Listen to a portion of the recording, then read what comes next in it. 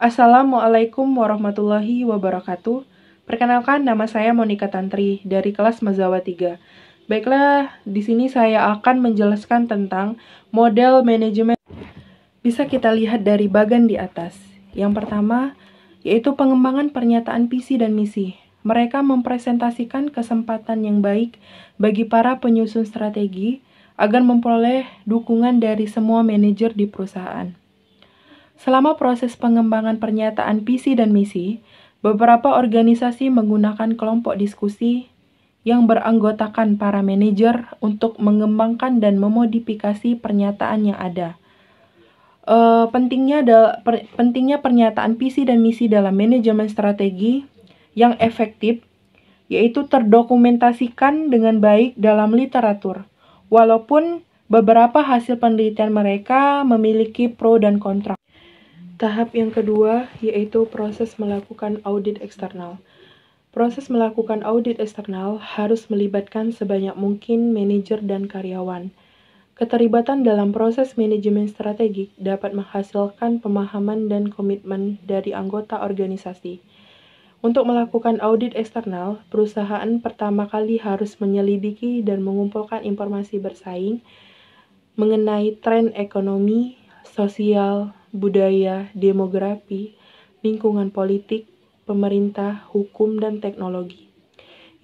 Individu dapat diminta untuk memonitoring berbagai sumber daya informasi seperti majalah, jurnal perdagangan, dan koran. Ketiga adalah proses dalam melakukan audit interns. Proses dalam melakukan audit interns atau dikenal dengan internal audit sama dengan proses melakukan audit eksternal. Audit internal masyarakat mengumpulkan dan asimilasi informasi mengenai manajemen pemasaran, keuangan dan akuntansi, produksi dan operasi, R&D, dan SIM perusahaan. Dibandingkan dengan audit eksternal, proses melakukan audit internal memberikan lebih banyak kesempatan pada partisipan agar memahami bagaimana pekerjaan departemen dan divisi mereka sesuai dengan keseluruhan organisasi. Hal ini merupakan keuntungan besar karena manajer dan karyawan melakukan dengan lebih baik ketika mereka memahami bagaimana pekerjaan mereka mempengaruhi area dan aktivitas lainnya. Dalam melakukan audit internal, dibutuhkan pengumpulan, asimilasi, dan evaluasi informasi mengenai operasi perusahaan. Tahap yang keempat yaitu membuat tujuan jangka panjang. Mempresentasikan hasil yang diharapkan dalam mengikuti strategi tersebut, sehingga mempresentasikan tindakan yang diambil untuk memenuhi tujuan jangka panjang. Kerangka waktu untuk tujuan dan strategi sebaiknya konsisten, biasanya 2 hingga 5 tahun. Tujuan jangka panjang dibutuhkan pada level corporate, divisional, dan fungsional dari semua organisasi. Tanpa tujuan jangka panjang, organisasi akan berjalan tanpa tujuan dan tidak tahu akhir tujuannya.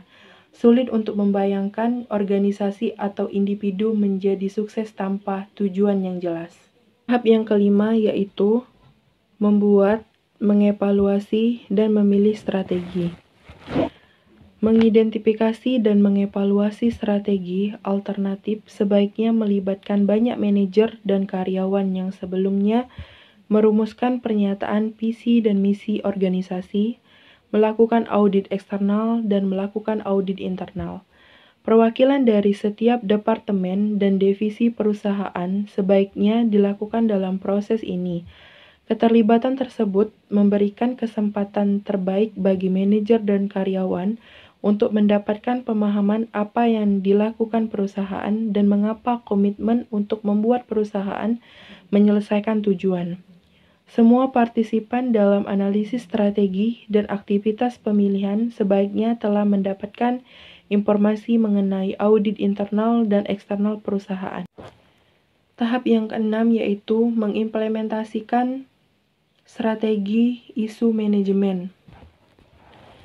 Isu sentral manajemen untuk implementasi strategi meliputi menentukan tujuan tahunan, menurunkan kebijakan, mengalokasikan sumber daya, mengganti struktur organisasi yang ada, restrukturisasi dan membuat kembali, merevisi rencana penghargaan dan intensif, meminimalkan retensi untuk berubah, mencocokkan manajer dengan strategi, mengembangkan kultur suportif strategi, mengembangkan fungsi sumber daya manusia efektif, mengadaptasi proses produksi dan operasi, mengembangkan fungsi sumber daya manusia yang efektif, menurunkan dan menghentikan jika diperlukan, menghubungkan kinerja, dan tahap yang ketujuh yaitu mengimplementasikan strategi pemasaran keuangan, akuntansi, R&D, dan SIM.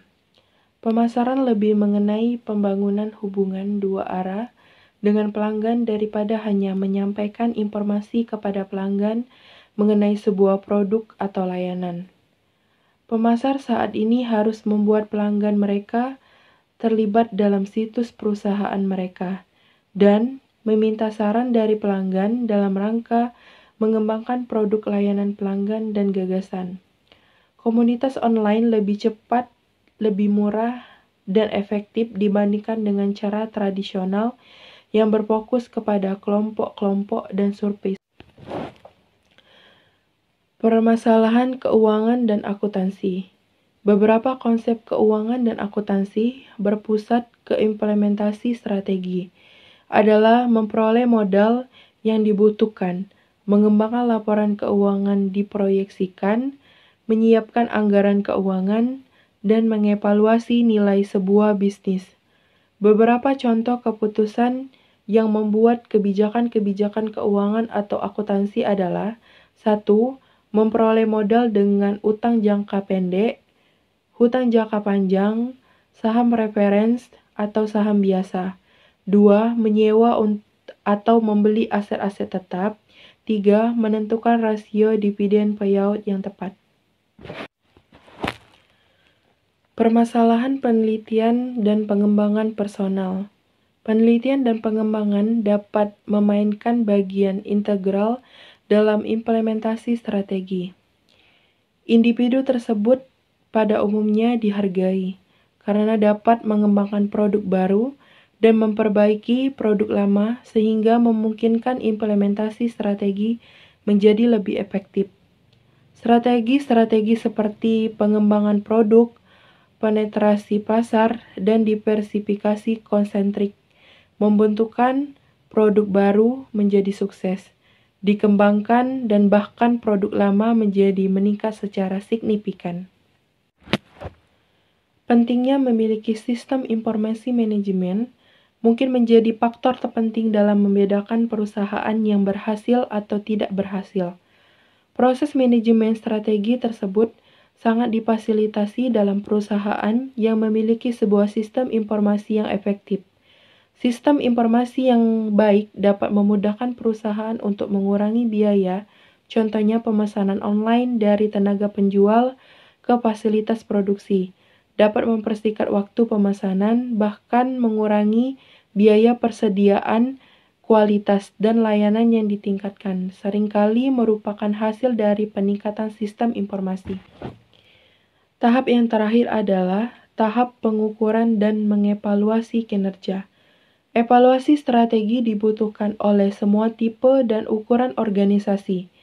Evaluasi strategi sebaiknya mampu mempertanyakan ekspektasi atau asumsi yang dibuat oleh manajemen, memicu timbulnya penilaian terhadap tujuan dan nilai serta seharusnya menstimulasi kreativitas dalam menghasilkan alternatif dan formulasi kriteria dari evaluasi aktivitas. Evaluasi strategi harusnya dilakukan terus-menerus, tidak hanya pada periode waktu tertentu atau hanya setelah masa terjadi